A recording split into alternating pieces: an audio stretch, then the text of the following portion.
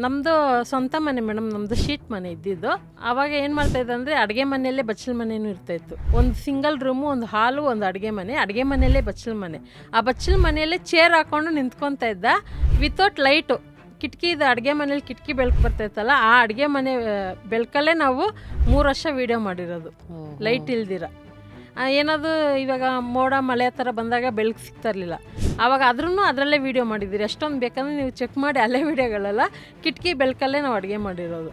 So ಹೀಗೆ ಅದು ಯಾವ ಡೈರೆಕ್ಷನಲ್ಲಿ ಹೋಗುತ್ತೆ, ಹೇಗೆ ಹೋಗುತ್ತೆ ಏನೂ ಗೊತ್ತಿಲ್ಲ, ಇಲ್ಲ ಹಾಗೆ ಶುರು ಆಗಿದ್ದ ಜರ್ನಿ. ಸೊ ಫಸ್ಟು ಯಾವ ಅಡುಗೆ ಮಾಡ್ಬೇಕಂತ ಅವೆಲ್ಲ ಹೆಂಗೆ ಸ್ಟಾರ್ಟ್ ಮಾಡಿದ್ರಿ?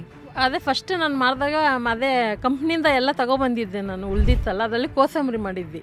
ಅದನ್ನು ಡಿಲೀಟ್ ಮಾಡಿಬಿಟ್ಟು ಫಸ್ಟು ಸಿಹಿಯಿಂದ ಆರಾಮ ಮಾಡೋಣ ಅಂತ ಪೈನಾಪಲ್ ಕೇಸರಿ ಬಾತ್ ಮಾಡಿದೆ ನಾನು.